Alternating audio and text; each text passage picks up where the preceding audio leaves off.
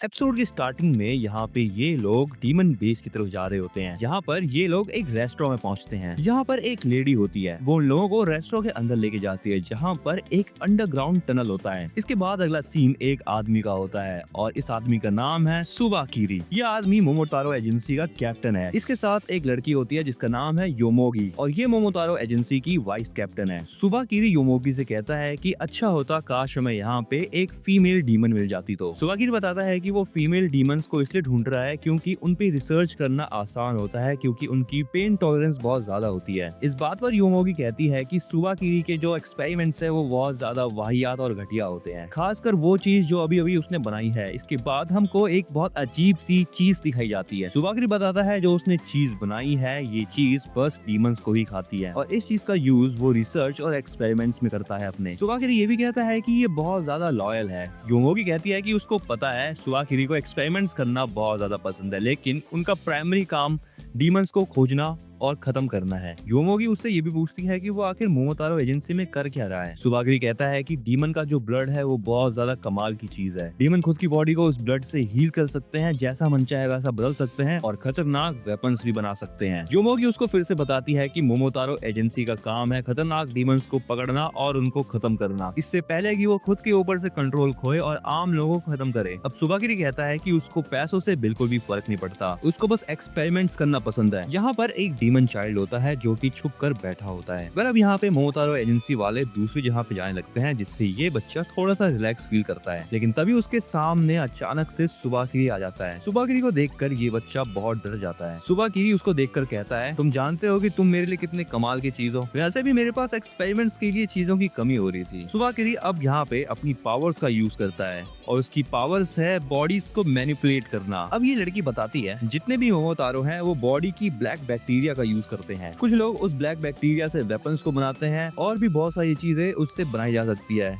जिससे कि बहुत सारे तरीके आ जाते हैं फाइट करने के। लेकिन जो सुबाकिरी है वो अपने ब्लैक बैक्टीरिया से बॉडीज को कंट्रोल करता है, जो कि बहुत अजीब चीज लगती है देखने में। वेल सुबाकिरी अब यहाँ पे अपनी पावर्स की हेल्प से उस डीमन को खत्म कर देता है। इसके बाद अगला सीन होता है नाइटो का। नाइटो इन सभी को अंडरग्राउंड टनल में ले जाता है। इसके बाद अगले सीन में नाइटो इनको एक जगह पे लेके आता है। नाइटो इन सभी को बताता है कि ये है डीमन बेस क्योटो का। तभी यहाँ पे एक बंदा आता है और वो इन सभी लोगों को देखता है। ये बंदा नाइटो से कहता है कि तुम यहाँ पे कब आए, तुमको आने से पहले मैसेज करना चाहिए था। यहाँ पर वो सादानामी को देखकर कहता है तो यहाँ पर एक क्यूट लड़की भी है। उसको देखकर वो अपने बाल ठीक करने लगता है एंड इसके बाद वो सादानामी से उसका कॉन्टेक्ट नंबर मांगने लगता है। सादानामी को उसकी हरकतों को देखकर अब गुस्सा आने लगता है। सादानामी कहती है मुझे फ्लर्ट करने वाले लोग पसंद नहीं है। ये बंदा थोड़ा सा दुखी होने का नाटक करता है, देन उसके बाद कहता है मुझे इस बात से कोई फर्क नहीं पड़ रहा। शीकी इस बंदे को देखकर कहता है आखिर ये कौन है। नाइटो बताता है कि इसका नाम है क्योया, ये क्योटो बेस के सपोर्ट यूनिट का कमांडर है। वेल इसके बाद क्योया कहता है कि वो और नाइटो ये दोनों क्लासमेट थे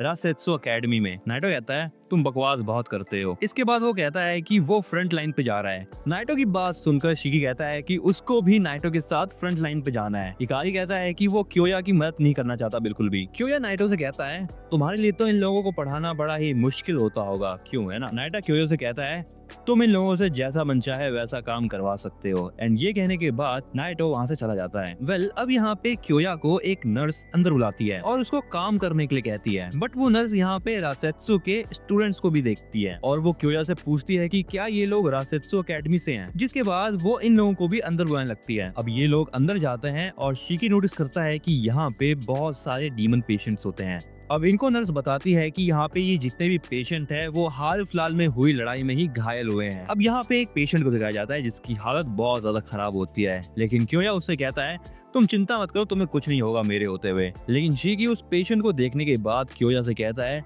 तुम बिल्कुल भी इसको नहीं बचा सकते। क्योया शीकी से कहता है तुम तो बहुत दयालु हो शीकी, बट क्योया कहता है कि वो सभी चीजों को हैंडल कर लेगा, क्योंकि एक रीजन है कि वो यहाँ पर है और ये चीज उसके लिए कुछ भी नहीं है। अब क्योया कहता है चलो फिर अब मैं तुम्हें दिखाता हूँ कि यहाँ पर काम कैसे किया जाता है। इसके बाद अगला सीन एक जगह का होता है जहाँ पर सुबाकिरी ने कुछ डीमंस को खत्म कर दिया होता है और उसके सामने और भी डीमंस होते हैं। ये डीमंस बात करते हैं कि कमांडर और वाइस कमांडर दोनों ही खत्म हो चुके हैं। बट तभी यहाँ पे नाइटो आता है और नाइटो आते ही सुबाकिरी के ऊपर अपने ब्लड से अटैक कर देता है, लेकिन सुबाकिरी को उसके अटैक से कुछ भी नहीं होता। सुबाकिरी नाइटो से कहता है, तुम मुझे बहुत दिनों बाद देखे, आखिर तुम क्योटो में कर क्या रहे हो। सुबाकिरी नाइटो को ये भी बोलता है, क्या तुम जानते हो क्योटो में एक जगह है जहाँ पर बहुत सारे डीमंस इकट्ठा होते थे। अगर मोमोतारो एजेंसी उन सभी डीमंस को खत्म कर देती है तो क्योटो में डीमंस की जो ये प्रॉब्लम है ना वो खत्म हो जाएगी। नाइटो कहता है कि वो इस बारे में कुछ भी नहीं जानता। इस पर सुबाकिरी कहता है, ओह अगर तुम्हें नहीं पता इसका मतलब ये प्रॉब्लम है ही नहीं क्योटो में, शायद मुझे यहाँ से चले जाना चाहिए। सुबाकिरी बोलता है, तुम्हें नहीं लगता क्योटो में मुझे कहीं घूम के आ जाना चाहिए। इस पर नाइटो कहता है,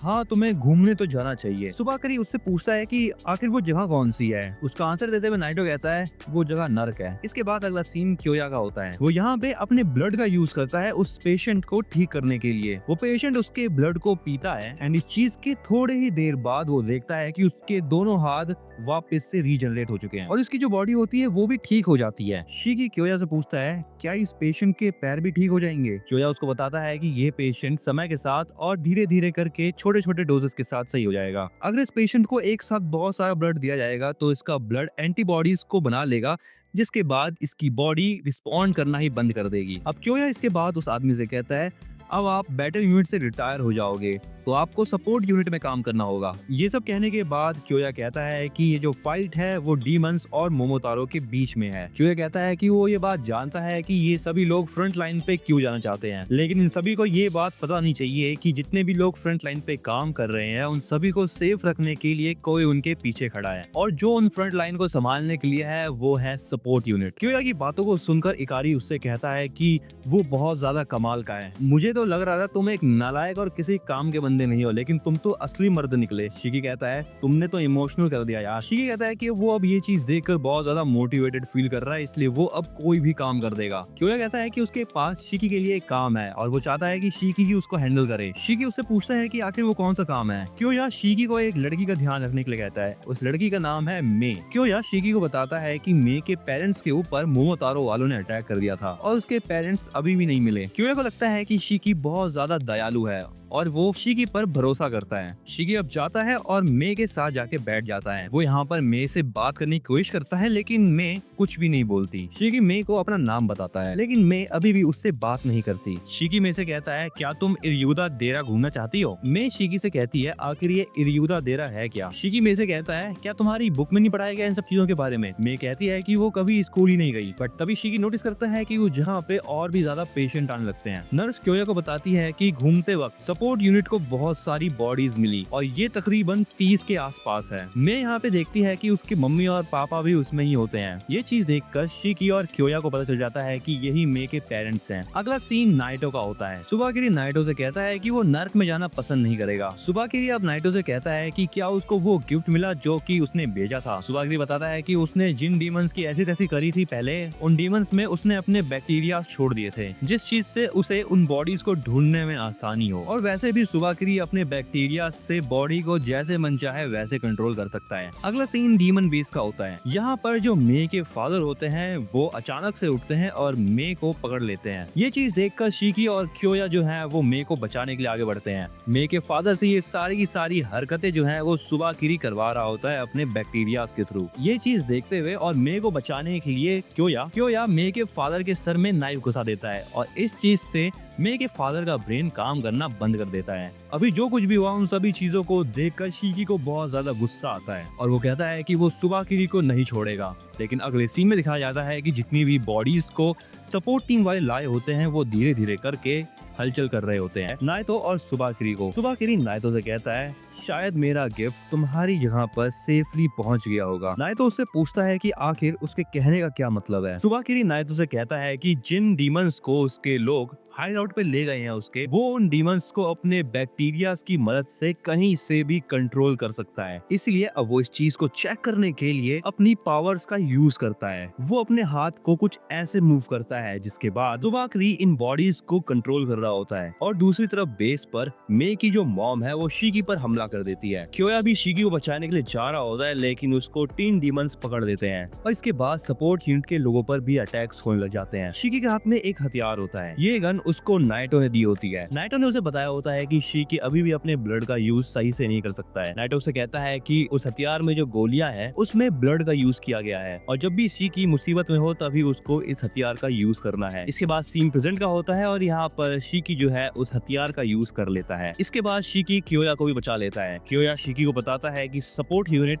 लड़ाइयाँ करने के लिए नहीं बना है और वो शीकी को कहता है कि जो भी चीजें यहाँ पर हो रही है वो सारी की सारी चीजें अब शीकी ही हैंडल करे। दूसरी तरफ यहाँ पर ये स्टूडेंट्स इन डीमन से फाइट कर रहे होते हैं। जिन बोलता है कि वो लोग इन डीमंस के ऊपर जितने भी हमले कर रहे हैं उसका कोई भी फायदा नहीं हो रहा, क्योंकि जितनी बार भी ये लोग अटैक करते हैं ये लोग वापस खड़े हो जाते हैं। बट तभी शीकी यहाँ पे आता है और वो इन सभी को बताता है कि इन डीमंस के सर पे अटैक करो। अब जिन यहाँ पे अपने ब्लड मैनिपुलेशन का यूज करता है और वो उन डीमंस को खत्म करने लगता है। क्योया इन सभी को बताता है कि उनका सबसे पहला काम होगा सभी पेशेंट्स को यहाँ से निकालना और दूसरा काम इन डीमंस को खत्म करना। यूसुरुबे कहता है कि वो और किरियामा इन सभी पेशेंट्स को यहाँ से निकालने में मदद करेंगे। क्योया इन सभी लोगों को पेशेंट्स को निकालने के लिए कहता है जब तक शीकी और बाकी लोग उन डीमंस को संभाल रहे हैं तब तक। अगला सीन शीकी का होता है। वो कहता है कि उनके एनिमीज है मोमोतारो। इसके बाद अगला सीन नाइटो का होता है। नाइटो सुबाकिरी के ऊपर अटैक करने के लिए आगे जाता है लेकिन सुबाकिरी 3 डीमंस को अपने सामने ले आता है, जिस वजह से सुबाकिरी बच जाता है और नाइटो उन 3 डीमंस को खत्म करता है। बट तभी ये चीज नाइटो के ऊपर अटैक करने वाला होता है। नाइटो उसके अटैक करने से पहले ही पीछे हट जाता है, जिसके बाद वो चीज इन डीमंस के ऊपर अटैक कर देता है। सुबाकिरी नाइटो से कहता है कि अब वो इतना उदास क्यों दिखाई दे रहा है। नाइटो उसको कहता है कि अकेले चलने की भी एक लिमिट होती है। सुबाकिरी उसको बोलता है कि तुम्हारे मुंह से ये बात बहुत ज्यादा बोरिंग लग रही है। नाइटो के साथी उससे कहते हैं कि वो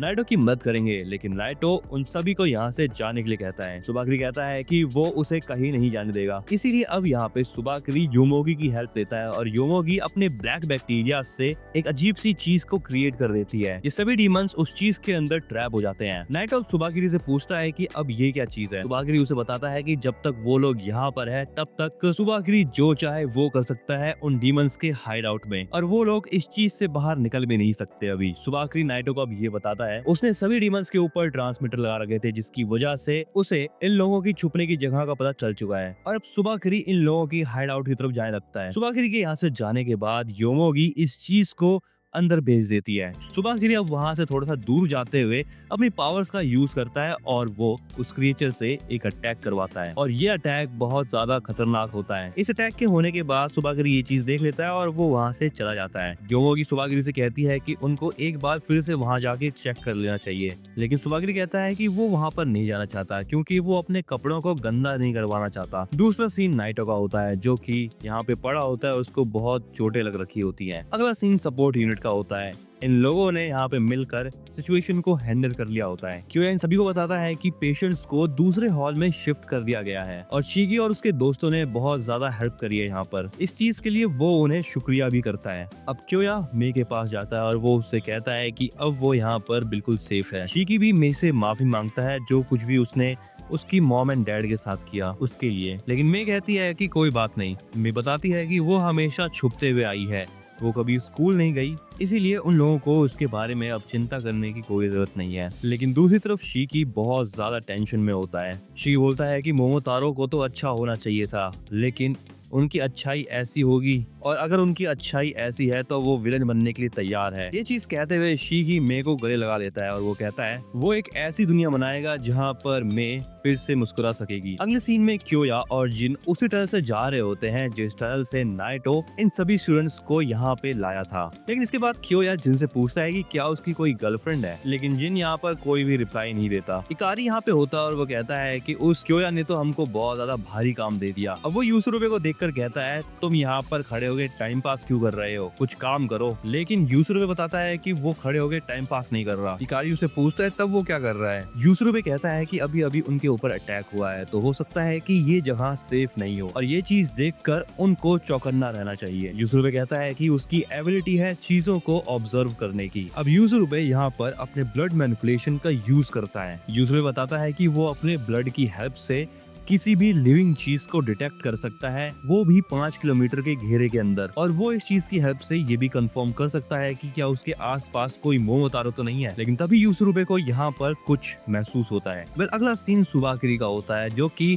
इन डीमंस के हाइड आउट के बाहर पहुंच चुका है। सुबाकिरी मोमोतारो एजेंसी में कॉल लगाकर कहता है कि वो फटाफट से उसके बनाए हुए क्रिएचर्स को यहाँ पर भेजे, जहाँ की लोकेशन वो उन्हें भेज रहा है। लेकिन सुबाकिरी यहीं पे नहीं रुकता, वो उनको कुछ और ही बताता है। वो कहता है कि वो लास्ट कमांडर्स की मीटिंग में था, उसको नाम तो याद नहीं है, लेकिन क्या वो लोग उसको वो फाइल भेज सकते हैं जिसमें उस खतरनाक डीमन के बारे में बताया गया था, क्योंकि वो जानना चाहता है कि आखिर वो है कौन, क्योंकि उसको याद नहीं है। सुबाकिरी कहता है कि अगर उसके सामने नाइटो आया था, इसका मतलब ये है कि वो कुछ बहुत ज्यादा खतरनाक चीज छुपा रहा है हम लोगों से। योमोगी उस टनल की सीढ़ियों को देख रही होती है और वो सुबाकिरी को अपने पास बुलाकर कहती है, ये जगह बहुत ज्यादा बड़ी है और हमें पता नहीं कि नीचे कितने सारे डीमंस होंगे। योमोगी उससे पूछती है कि क्या वो कुछ पॉइजन गैस को नीचे फेंके, लेकिन सुबाकिरी कहता है कि वो खुद जाएगा अकेले। सुबाकिरी उसको नीचे जाने से पहले ये कहता है कि याद रहे, किसी भी डीमन को खत्म करने से पहले तुम्हें उसका नाम पूछना है। योमोगी को सुबाकिरी की बात समझ नहीं आती और वो उससे पूछती है ऐसा क्यों। सुबाकिरी योमोगी को बताता है कि वो एक डीमन को ढूंढ रहे हैं जिसका नाम है शिकी,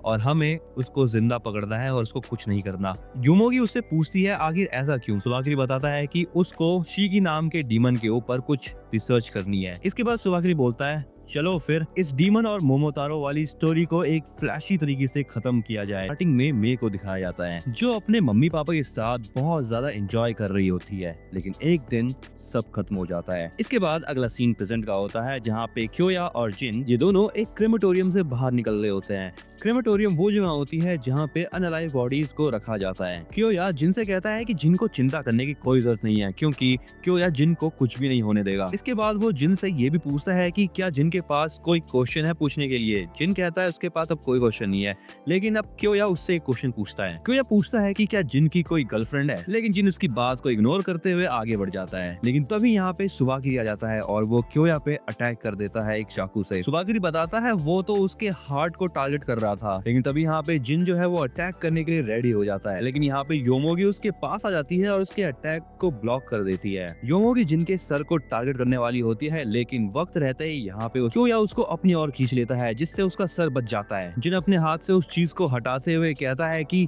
डीमन जो है वो अपने आप को बहुत जल्दी हील करते हैं, लेकिन अभी उसको बहुत ज्यादा पेन हो रहा है। क्योया जिनसे कहता है कि क्या वो अभी जाके शिकी और बाकी लोगों को ये बता देगा कि अब सुबाकिरी वहाँ पे आ चुका है और उसके बाद उन्हें पेशेंट्स को भी बाहर लेके जाना है। जिन क्योया से उसका हाल पूछता है, लेकिन क्योया कहता है कि वो अपने आप को मैनेज कर लेगा। जिन यहाँ से जाने से पहले कहता है कि वो थोड़ी देर में मत लेके आ जाएगा। क्योया जिनसे कहता है तुम बड़े अच्छे हो। क्योया अब देखता है कि योमोगी अपने बैक्टीरिया से वहाँ पे एक वॉल क्रिएट कर रही है, जिससे कि यहाँ से कोई भी बच के भाग न सके। अपना काम खत्म करने के बाद योमोगी सुबाकिरी से कहती है कि उसने अपना काम कर लिया है, उसने इस पूरे एरिया को ब्लॉक कर दिया है और अब कोई भी यहाँ से बच के भाग नहीं सकता। क्योया योमोगी को देखकर कहता है ये ब्यूटीफुल तो है, लेकिन स्ट्रॉन्ग भी बहुत है। क्योया ये भी सोच रहा होता है कि यहाँ पर जितने भी लड़ने वाले लोग हैं वो बस स्टूडेंट्स हैं और अभी मदद की कोई भी गुंजाइश नहीं है। लेकिन इतना ही नहीं, योमोगी और सुबाकिरी ये दोनों ही बहुत ज्यादा स्ट्रॉन्ग है। लेकिन इसी के साथ ही क्योया ये भी चीज सोच रहा होता है कि अब उसके बचने का कोई भी चांस नहीं है। सुबाकिरी क्योया से पूछता है क्या वो शिकी इचिनोसे के बारे में जानता है। क्योया अब समझ जाता है कि सुबाकिरी जो है वो शिकी के पीछे पड़ा है, इसलिए अब वो एक इंजेक्शन निकाल लेता है। ये चीज एक पॉइजन होती है जिससे बॉडी ऑर्गन्स खराब हो जाते हैं। सुबाकिरी उससे कहता है तुम भागने की कोशिश क्यों नहीं कर रहे हो। मैं तो भूल ही गया था, भागने की तो कोई जगह ही नहीं है। क्योया कहता है कि वो भागना पसंद करता, लेकिन अभी फिलहाल उसके पास और कोई ऑप्शन नहीं है। लेकिन यहाँ पे सुबाकिरी बहुत फास्ट होता है, वो क्योया के नेक पार्ट पे अटैक कर देता है। क्योया का भी यहाँ पे बहुत सारा ब्लड निकल जाता है और वो जमीन पे पड़ा होता है। सुबाकिरी क्योया को देखकर सोचता है कि क्या ये इतनी जल्दी खत्म हो गया, लेकिन इसके बाद वो क्योया की बॉडी को यूज करने की सोचता है। सुबाकिरी अपने पावर्स का यूज करने लगता है, लेकिन वो बीच में ही रुक जाता है। यहाँ पर कुछ अजीब से क्रिएचर आ जाते हैं अब, और उनमें से एक अपने मुंह से एक बॉक्स निकालता है। सुबाकिरी इन क्रिएचर्स को अब इस बॉक्स को खोलने के लिए कहता है। इसके बाद अगला सीन जिन का होता है और जिन यहाँ पे पहुंच जाता है। जिन नोटिस करता है कि वहाँ पे बहुत सन्नाटा है, तभी वो एक रूम में जाता है और शिकी उसके सामने गन पॉइंट करके खड़ा होता है। बट शिकी देखता है कि वो बस अकेला जिन है। शिकी जिन को बताता है कि यूसुरुबे ने पहले ही पता कर लिया था कि यहाँ पे मोमोतारो आ रहे हैं, इसीलिए इन लोगों ने पेशेंट्स को बाहर निकालना चालू कर दिया था। इसके बाद इकारी बताता है वो लोग पेशेंट्स को बाहर निकाल रहे थे, लेकिन तभी अचानक से इस काली सी चीज ने उनका रास्ता ब्लॉक कर दिया, लेकिन इस चीज से पहले सभी पेशेंट को अच्छे से बाहर निकाल दिया गया यहाँ से। शिकी कहता है कि सभी लोग बाहर निकल गए लेकिन हम लोग बाहर नहीं जा पाए। ये नर्स कहती है कि उसने सारे एग्जिट चेक कर लिए हैं और सारे के सारे ब्लॉक्ड है। शिकी जिनसे पूछता है वो आदमी क्योया कहाँ पर है। ये लोग बात कर ही रहे होते हैं कि तभी ये अजीब सा दिखने वाला क्रिएचर यहाँ पे आता है और एक स्टाफ को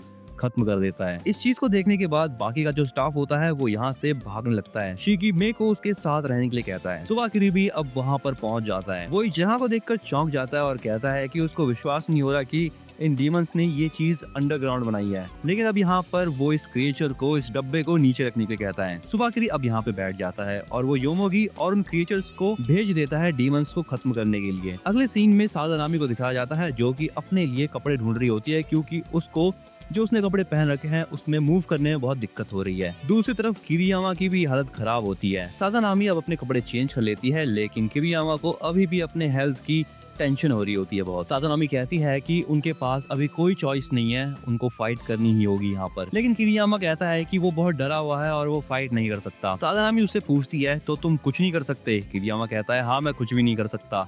इसलिए अब सादानामी उसको सजेस्ट करती है कि वो अलमारी में जाके छुप जाए। किरियामा उसकी बात मानता है और वो छुप जाता है, जिस पर सादानामी कुछ ऐसा चेहरा बनाती है, लेकिन इसी के साथ अब वो फाइट करने के लिए भी तैयार होती है। ये अजीब सा क्रिएचर सादानामी से पूछता है कि क्या वो इशिनो से शिकी है। सादानामी कहती है क्या वो अजीब सा दिखने वाला लड़का? नहीं, मैं वो नहीं हूँ। दूसरी तरफ अलमारी में छुपे हुए किरियामा की भी फटके 4 हो गई है, लेकिन दूसरी तरफ सादानामी जो है वो अपने ब्लड मैनिपुलेशन का यूज करके पंचिंग ग्लव्स बना लेती है। सादानामी उस से क्रिएचर से कहती है क्यों ना तुम मेरे साथ रहो जब तक तुम खत्म नहीं हो जाते। दूसरी तरफ जिन क्योया को देखने के जा रहा होता है और वो ये सोच रहा होता है कि क्या वो बचा भी होगा। फिर इसके बाद अगले सीन में इकारी को दिखाया जाता है जिसके सामने वो अजीब सा क्रिएचर आ जाता है। इकारी कहता है कि अब वो खुद को नहीं रोकेगा। ये क्रिएचर उससे ही पूछता है कि क्या वो शिकी इचिनो से है। इकारी कहता है मुझको उस लूजर के साथ कंपेयर मत करो। इसके बाद अगला सीन शिकी का होता है और वो छुपने की जगह ढूंढ रहा होता है। इसके बाद शिकी मे को लेकर एक जगह पर छुप जाता है। अगला सीन किरियामा का होता है और वो यहाँ पे टेंशन ले रहा होता है। वो सोचता है कि उसकी तबीयत ठीक नहीं है, लेकिन इसके बाद वो ये भी सोचता है कि शायद उसको भ्रम हुआ हो और उसने जो कुछ भी अभी तक देखा और सुना शायद वो एक सपना हो। इसीलिए अब वो उस अलमारी का गेट खोलता है और बाहर निकलता है।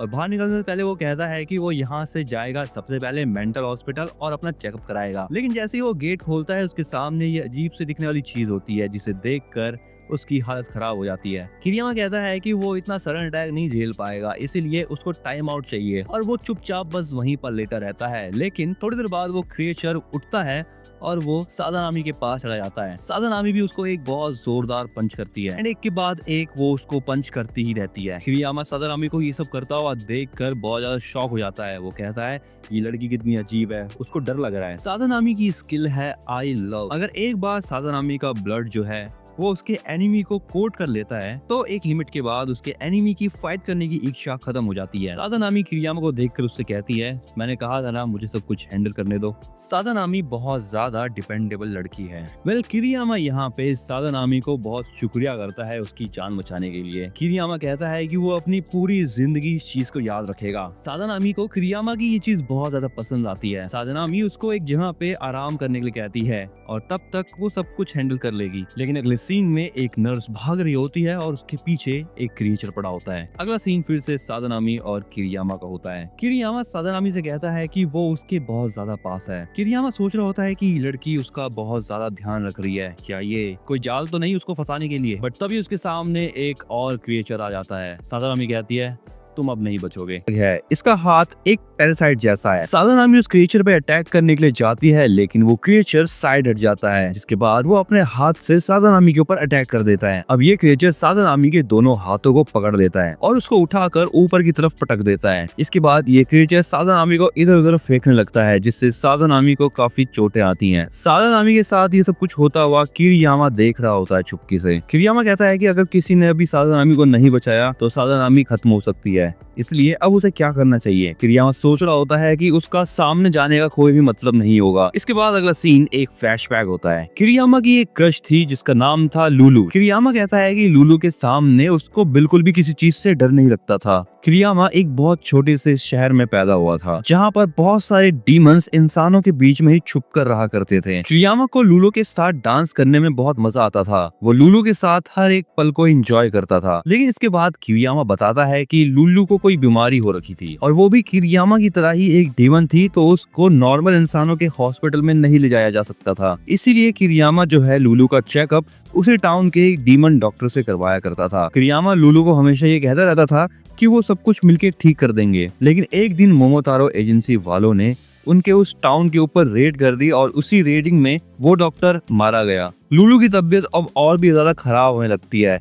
इसलिए किरियामा लुलू से कहता है कि वो दूसरे शहर में जाएगा और वहां से डॉक्टर को लेके आएगा। लुलू किरियामा से कहती है कि वो हमेशा से उसको बहुत ज्यादा कूल लगता था और बहुत स्ट्रांग भी, इसलिए अब वो चाहती है कि किरियामा थोड़ी देर तक लुलू के साथ ऐसे ही रहे जैसा अभी है। लेकिन थोड़ी देर बाद किरियामा देखता है कि लुलू अब जा चुकी है। अब किरियामा यहाँ पे रोने लगता है और वो बताता है कि जब लुलू उसके साथ थी तो वो बहुत ज्यादा स्ट्रांग था। लुलू के जाने के बाद वो बहुत ज्यादा दुखी रहने लगा। उसको रातों में नींद आना बंद हो चुकी थी और उस दिन के बाद से किरियामा पहले जैसा नहीं रहा। और इसका कारण ये है कि लुलू के बिना किरियामा खुद को एक नंबर का यूजलेस समझता है। लेकिन अचानक से उसको याद आता है कि लुलू ने जाने से पहले उससे कहा था कि वो बहुत ज्यादा कूल है। दूसरी तरफ ये क्रिएचर सादानामी के ऊपर अटैक करने वाला होता है, लेकिन वक्त रहते ही किरियामा सादानामी को बचा लेता है। किरियामा कहता है कि अगर लुलू ये सब देख रही होती तो वो बहुत ज्यादा डिसअपॉइंटेड होती मेरे से। किरियामा कहता है कि सादानामी ने उसके लिए बहुत ज्यादा फाइट करी। किरियामा ये भी कहता है कि अगर वो दोबारा लुलू से मिलेगा तो वो उससे ऐसे तो नहीं मिल सकता और उस चीज के लिए उसे बहुत सारी अचीवमेंट्स करनी पड़ेगी। किरियामा को ये सब करते हुए बहुत ज्यादा डर लग रहा होता है, लेकिन वो फाइनली अपने ब्लड मैनिपुलेशन का यूज करता है और वो अपने ब्लड से लुलू को क्रिएट कर लेता है। किरियामा लुलू से कहता है कि क्या वो उसके साथ रहेगी, क्योंकि किरियामा ये चीज बिना उसके नहीं कर सकता। किरियामा देखता है कि जो उसका डर है वो अब खत्म हो चुका है। किरियामा अब यहाँ पे बहुत ज्यादा कॉन्फिडेंट दिखाई देता है और उसके लुक्स पूरे चेंज हो चुके हैं और वो अब यहाँ पे डांस करने लगता है। तभी ये क्रिएचर उसके ऊपर अटैक कर देता है। किरियामा को यहाँ पे सेकंड्स भी नहीं लगते और वो एक ही अटैक में इस क्रिएचर को खत्म कर देता है। लेकिन वो क्रिएचर फिर से उठ जाता है। किरियामा उस क्रिएचर से कहता है कि अभी वो बहुत ज्यादा स्ट्रॉन्ग फील कर रहा है क्योंकि उसके साथ अभी लुलू है। वो ये भी बताता है कि वो कभी भी इतना स्ट्रॉन्ग नहीं था, वो बस दिखावा करता था स्ट्रॉन्ग होने का। लेकिन तब भी लुलू ने ये सब कुछ देखकर भी उसके ऊपर भरोसा किया। किरियामा अब डांस करते करते उस क्रिएचर के ऊपर अटैक करता है और फाइनली उस क्रिएचर को ऊपर से लेके नीचे तक काट देता है। किरियामा कहता है कि अगर लुलू को उसके ऊपर भरोसा है तो वो कह सकता है कि वो अभी बहुत ज्यादा स्ट्रॉन्ग है, क्योंकि जब तक लुलू को उसके ऊपर भरोसा है तब तक उसको इस बात से फर्क नहीं पड़ता कि ये सब कुछ बस एक दिखावा है। इसके बाद अगला सीन शीकी का होता है। वो मे से कहता है कि जितने भी मॉन्स्टर थे वो अब जा चुके हैं, लेकिन शीकी मे से पूछता है कि क्या वो अभी भी डरी हुई है और शीकी उसको बहुत सारी बातें समझाता है। शीकी मे से कहता है कि उसको लड़ना पड़ेगा, लेकिन अभी जो सबसे पहली चीज मे को करनी है वो है शीकी को चीयर करना। शीकी कहता है कि वो भी फाइट करेगा। अब शीकी मे को यहीं पर ही रुकने के लिए कहता है और वो ये भी कहता है कि यहाँ पर मे को कोई भी नहीं ढूंढ पाएगा। अब शीकी यहाँ से जाने लगता है, लेकिन मे उससे कहती है कि वो जीत नहीं पाएगा, बट शीकी मे से कहता है कि वो हार नहीं सकता। वेल इसके बाद अगला सीन जो है वो नारुतो का होता है। यहाँ पर उसी के कुछ डीमन साथी भी होते हैं। नारुतो को यहाँ पर पता चलता है कि वो 15 मिनट से बेहोश था। ये डीमंस कहते हैं कि उन लोगों को बचाने के चक्कर में नारुतो के साथ ऐसा हुआ, लेकिन अगर नारुतो अकेले होता तो उसके साथ ऐसा नहीं होता। लेकिन नारुतो कहता है कि ये सारी बातें करना बेकार है, चलो मेरे साथ यहाँ से। नारुतो इन सभी को बताता है कि वो अपने स्टूडेंट्स के पास जा रहा है। अगले सीन में दिखाया जाता है कि शीकी जो है वो सुबाकिरी के सामने आ जाता है। शीकी सुबाकिरी की यूनिफॉर्म को देखकर कहता है कि क्या तुम एक मोमोतारो हो और क्या तुम्हारा ही नाम सुबाकिरी है। सुबाकिरी शीकी से कहता है मैं तुमसे दोबारा पूछता हूँ तुम कौन हो। शीकी कहता है कि उसका नाम है इचिनोसे शीकी, जो कि हर एक मोमोतारो को खत्म कर देगा। सुबाकिरी के चेहरे पर थोड़ी सी स्माइल आती है और वो कहता है अच्छा तो तुम ही हो शीकी। सुबाकिरी भी बता देता है कि उसका नाम सुबाकिरी है। शीकी कहता है कि हाँ वो ये बात जानता था। शीकी सुबाकिरी के पावर्स के बारे में कहता है और वो ये भी कहता है कि आखिर वो इतना घटिया काम कैसे कर सकता है। जो लोग जिंदा नहीं है उनसे वो ऐसी चीजें कैसे करा सकता है। पहले तो सुबाकिरी बहुत ज्यादा सीरियस होकर शिकी की बात सुन रहा होता है, लेकिन वो इसके बाद हंस के कहता है, तुम तो ऐसे बात कर रहे हो जैसे कि तुम एक इंसान हो। इंसानों की तरह बात करने का हक खाली मोमोतारो के ही पास है, और ये मत सोचना कि डीमंस ये सारी बातें कह सकते हैं। शिकी को सुबाकिरी की बातें सुनने के बाद बहुत गुस्सा आ रहा होता है। अब शिकी सुबाकिरी की तरफ हथियार दिखा के कहता है कि वो उसको नहीं छोड़ेगा। अगले सीन में जिन कहीं भाग रहा होता है, तभी यहाँ पर योमोगी आती है और वो उसको रुकने के लिए कहती है। योमोगी जिन से कहती है, क्या तुम उस फ्लैशी डीमन से मिलने के लिए जा रहे हो? और अगर ऐसी बात है तो मैं बता दूं कि सुबाकिरी ने उसको पहले ही खत्म कर दिया है। और क्या ये बात सुनकर अब तुम इस चीज के लिए गुस्सा हो रहे हो? जिन कहता है कि उसको किसी की भी चिंता नहीं है, वो बस अपने बारे में ही सोचता है और उसके खुद के गोल्स हैं। जिन ये भी कहता है कि अभी उसके सामने एक मोमोतारो है और वो हर एक मोमोतारो को खत्म कर देगा जो भी उसके सामने आएगा। योमोगी भी जिनसे कहती है कि वो भी हर एक डीमन को खत्म कर देगी। अब जिन यहाँ पे अपनी ब्लड मैनिपुलेशन का यूज करने लगता है और वो योमोगी पर अटैक करने के लिए आगे बढ़ता है। जिन अटैक तो करता है, लेकिन उसके अटैक का कोई भी असर नहीं होता योमोगी पर, क्योंकि उसने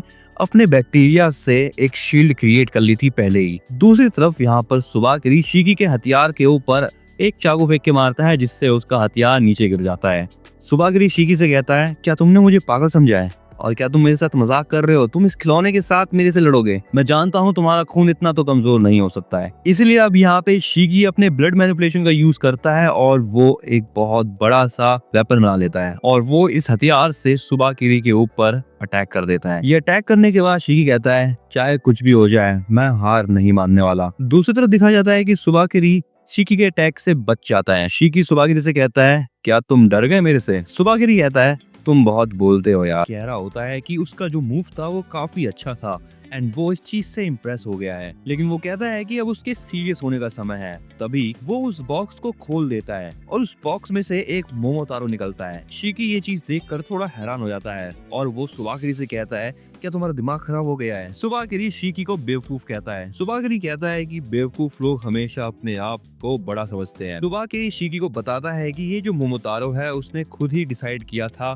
पपेट बनने का, एंड तभी ये मोमोतारो अपनी पावर्स का यूज करता है। इन पावर्स से शिकी को बहुत ज्यादा हैवी फील होने लगता है। सुबाकिरी ये भी बताता है कि जब उसका पपेट कोई मोमोतारो बनता है तब वो उनकी पावर्स का यूज कर सकता है। ये जो मोमोतारो है ये ऑक्सीजन में बैक्टीरियाज को मिक्स करके ऑक्सीजन का वेट चेंज कर देता है, जिससे आसपास की जो सराउंडिंग्स है वो सब भारी फील होने लगती है। ये जो मोमोतारो होता है ये बार बार एक ही लाइन दोहरा रहा होता है कि उसको डीमंस को खत्म करना है। सुबाकिरी बताता है कि जब ये जिंदा था तब इसका बस एक ही मोटिव था, वो था ओनीस को खत्म करना, यानी डीमंस को खत्म करना। सुबाकिरी कहता है कि इसकी पावर्स की वजह से मेरी काफी हेल्प हो जाएगी। अगला सीन इन डीमंस का होता है। ये डीमंस इस वॉल को तोड़ रहे होते हैं, लेकिन इनसे एक वॉल नहीं टूटती। नाइटो कहता है कि अगर वो अभी दूसरी तरफ से भी जाएंगे तो वहाँ पे भी उनको ये वॉल मिलेगी, क्योंकि ये जगह पूरी सील हो रखी है। नाइटो बताता है कि टनल के ऊपर अभी बहुत सारे टूरिस्ट होंगे और अगर अभी नाइटो ने दीवार तोड़ने की कोशिश करी तो बहुत सारा डैमेज हो सकता है ऊपर। तभी यहाँ पर यूसुरुबे आता है। वो नाइटो को बताता है कि जितने भी इंजर्ड पेशेंट थे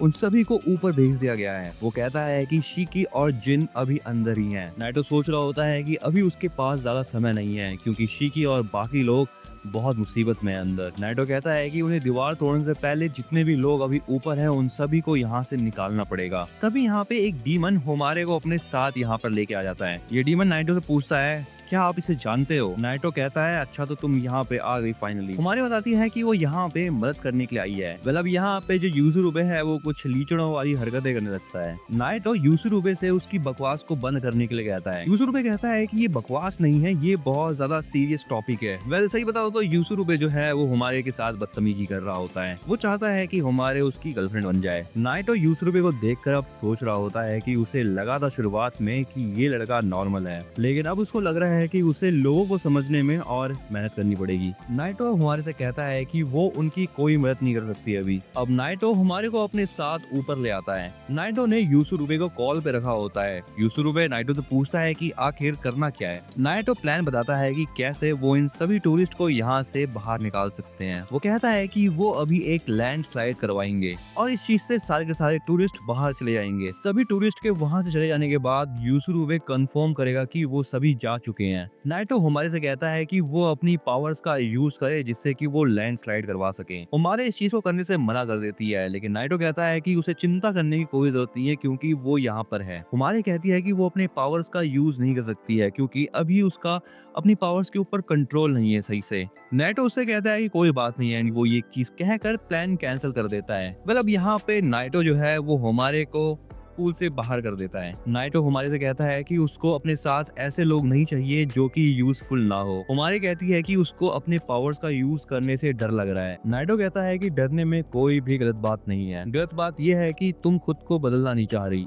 नाइटो बताता है कि वो ये बात जानता है कि हुमारे ने अपनी पास्ट में क्या गलती करी थी। नाइटो बताता है कि सभी लोगों के साथ जो तुम्हारे साथ है उनके पास्ट में कुछ ना कुछ ऐसा हुआ है जिसका बोझ वो अभी तक उठा रहे हैं, और वो सभी रासेत्सु एकेडमी में इसलिए आए हैं ताकि वो खुद को चेंज कर पाए। अब वो हमारे से पूछता है कि आखिर वो रासेत्सु एकेडमी में क्यों आई। हमारे बताती है कि वो एकेडमी में अपने ब्लड को कैसे कंट्रोल किया जाए ये सीखने के लिए आई थी। नाइटो हमारे को समझाता है और वो कहता है कि हुमारे का ब्लड उसका खुद का है, इसीलिए हुमारे को सबसे पहले खुद को चेंज करना पड़ेगा। हुमारे कहती है कि वो खुद को चेंज करना चाहती है, एंड वो ऐसा कहने के बाद अपने ब्लड मैनिपुलेशन का यूज करने लगती है। अब यूसर पे पूछता है कि प्लान क्या है। नाइटो बताता है कि जो प्लान पहले था वही प्लान है। अब यहाँ पर ये बड़ी सी चीज फिर से आ जाती है और वो नाइटो के ऊपर अटैक कर देती है। ये चीज नाइटो के ऊपर बार बार अटैक कर रही होती है और इस चीज से लैंडस्लाइड हो जाती है। हुमारे नाइटो से माफी भी मांगती है, लेकिन नाइटो कहता है कि उसको इस चीज से कोई परेशानी नहीं है।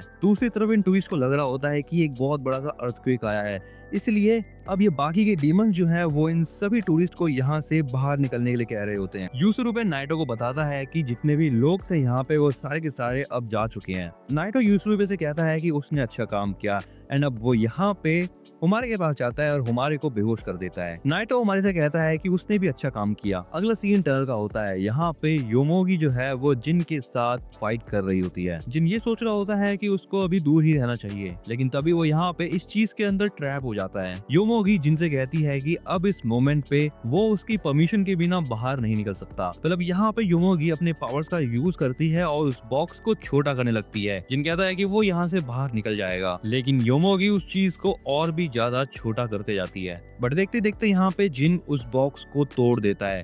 जिन बताता है कि वो इससे भी छोटी सी जगह में सोया था एक बार, और उस चीज के कंपेयर में ये जगह तब भी बहुत अच्छी रही। तभी यहाँ पे इकारी भी आ जाता है। वो कहता है तुम्हें क्या लगा था तुम इस कचरे जैसी चीज से मुझको हरा पाओगे, और वो यहाँ पे इस क्रिएचर की बात कर रहा होता है। जिन इकारी को पीछे हटने के लिए कहता है। इकारी कहता है मुझसे ज्यादा बकवास मत करो क्योंकि मैं अभी बहुत गुस्से में हूँ। इकारी कहता है कि वो ही इस मोमोतारो को हराएगा। अब इकारी यहाँ पे अपनी ब्लड मैनिपुलेशन का यूज करता है। योमोगी कहती है कि उसे कोई प्रॉब्लम नहीं है, वो दोनों को एक साथ हरा देगी। योमोगी अपने पावर का यूज कर रही होती है, लेकिन इकारी उससे कहता है कि तुम बहुत ज्यादा स्लो हो, और वो बहुत स्पीड में भागते हुए योमोगी की तरफ जाता है। इकारी योमोगी के सामने भी आ जाता है और वो उसके मुंह पे ही एक किक करता है। अब यहाँ पे इकारी के पावर्स के बारे में बताया जाता है। इकारी की जो पावर है वो उसके गुस्से का यूज करती है डिफरेंट टाइप के इफेक्ट्स को बनाने के लिए। इकारी को खुद ये बात पता नहीं होती कि उसके गुस्से से कौन सी चीज बनेगी, लेकिन जो इकारी है वो अपनी पावर्स का यूज बस एक दिन में 3 बार ही कर सकता है। योमोगी सोच रही होती है कि इकारी फास्ट मूवमेंट करता है, ये चीज उसके लिए दिक्कत पैदा कर सकती है बहुत। अब दूसरी तरफ नाइटो होता है जो कि अपने ब्लड पावर का यूज करता है और वो उस वॉल पे अटैक कर देता है। इकारी को बहुत गुस्सा आ रहा होता है क्योंकि ये जगह बहुत ज्यादा हिल रही होती है। मतलब यहाँ पे जो नाइटो है वो उस वॉल को तोड़ चुका होता है। नाइटो कहता है कि सबसे पहला काम है अपने साथियों को बचाना। योमोगी देखती है कि अब पीछे उसके नाइटो खड़ा है, एंड अब वो दोनों तरफ से गिर चुकी है। इकारी नाइटो से कहता है कि अभी उसको फाइट करने में मजा आ रहा था, इसलिए वो उसके फाइट के बीच में अभी ना आए तो बढ़िया रहेगा। नाइटो योमोगी से कहता है कि वो चुपचाप सरेंडर कर दे क्योंकि अब वो उसकी पावर्स को जान चुका है और अब वो यहाँ से भाग भी नहीं सकती। योमोगी कहती है तुम्हें क्या लगता है मैं भागूंगी? योमोगी कहती है कि वो यहाँ पे जितने भी डीमंस है वो उन सबको खत्म कर देगी। दूसरा सीन सुबाकिरी का होता है। वो कहता है कि अब उसे लग रहा है कि उसे यहाँ से जाना पड़ेगा। अब जैसे तैसे करके यहाँ पे शिकी वहाँ से निकल जाता है। शिकी यहाँ पे समझ जाता है कि वो जो मोमोतारो है उसकी बस एक लिमिटेड कवरेज है। उस मोमोतारो की पावर्स एक लिमिट के बाहर काम नहीं करती। शिकी अब यहाँ पे सुबाकिरी के ऊपर अटैक कर देता है, लेकिन सुबाकिरी उस मोमोतारो की पावर्स की मदद से उसके अटैक को डॉज कर देता है। सुबाकरी कहता है कि जो चीज शीकी कर पा रहा है वो सुबाकरी भी कर सकता है।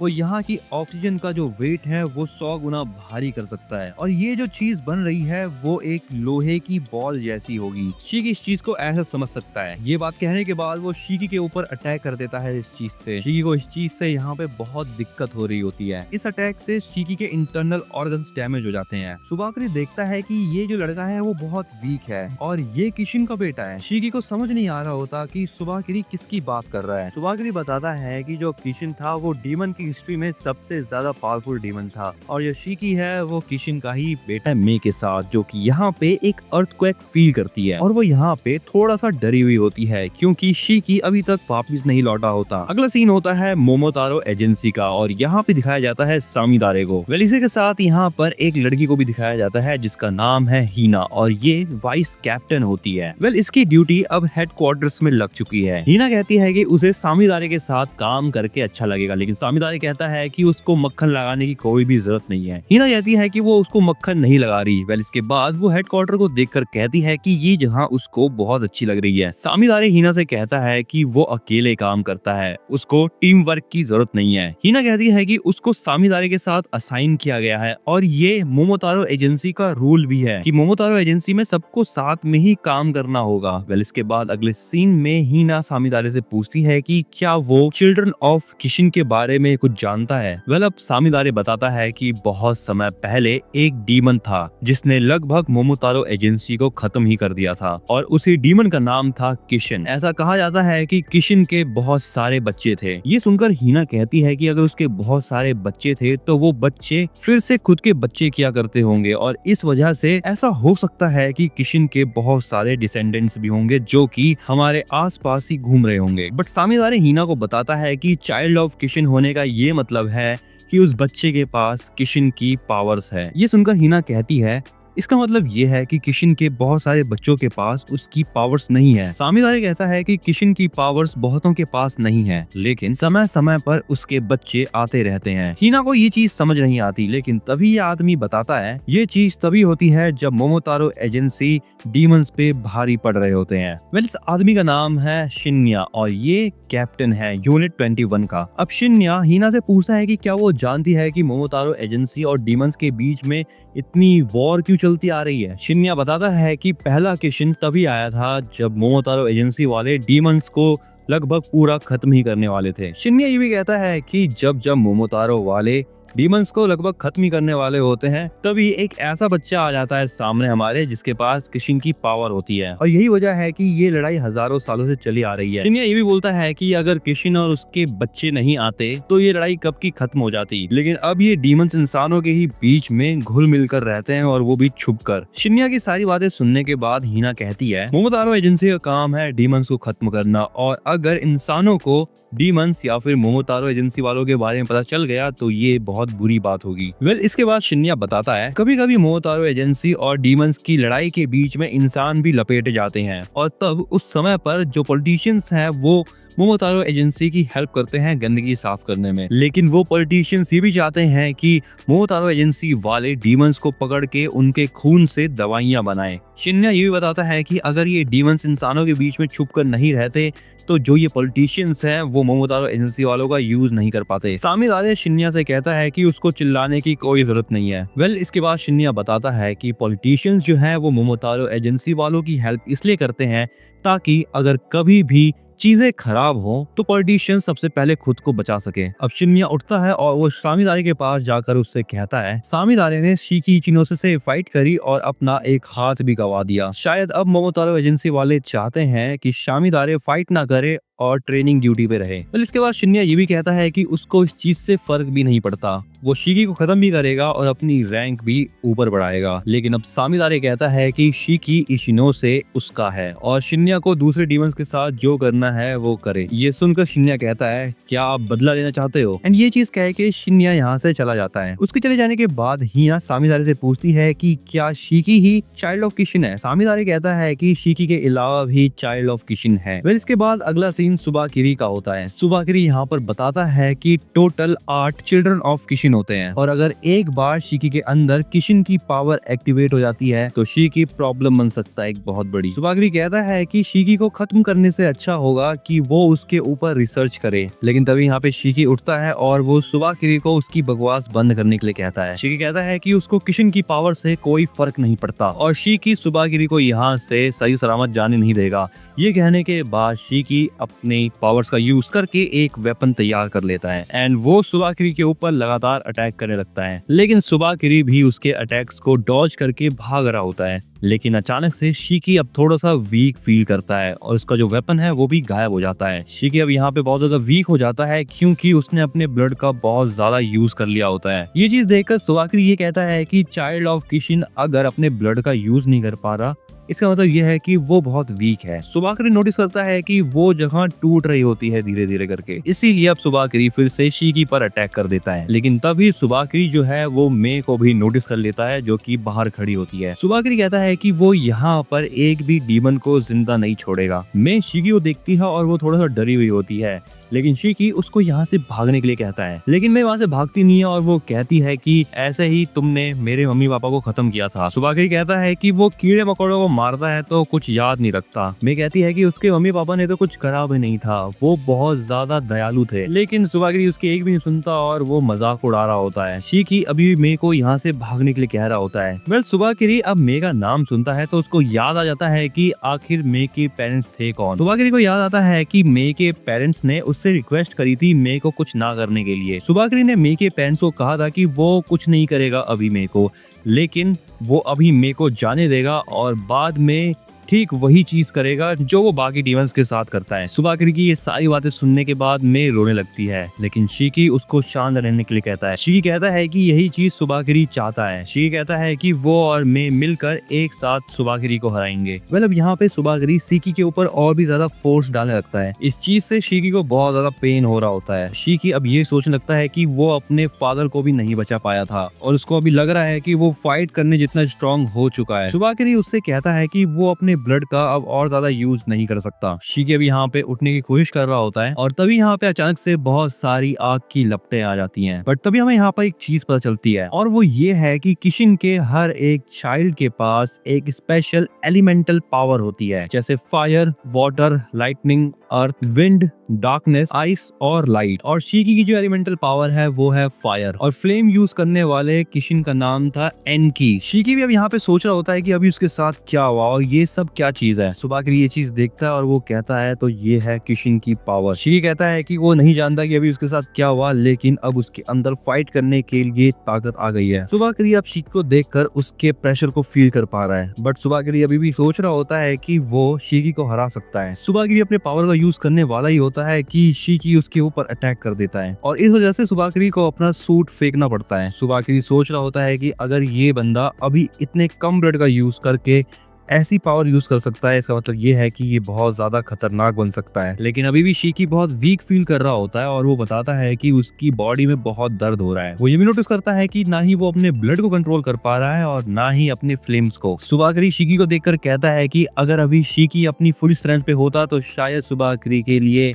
बहुत दिक्कत हो सकती थी। इसलिए अब सुबाकिरी फिर से उसके ऊपर अटैक करने के लिए रेडी हो जाता है एंड वो फिर से शिकी के ऊपर वो प्रेशर वाला अटैक कर देता है। सुबाकिरी कहता है कि सबसे पहले वो शिकी को खत्म करेगा और उसके बाद मे को। शिकी की हालत को देखकर मे रोने लगती है, लेकिन सुबाकिरी को यहाँ पे गुस्सा आ रहा होता है और वो कहता है कि वो शिकी के ऊपर और भी ज्यादा खतरनाक अटैक करने वाला है, इसीलिए अब वो अपने अटैक को तैयार करने लगता है। ये चीज देखते हुए शिकी फिर से अपने पावर का यूज करके एक और वेपन बना लेता है।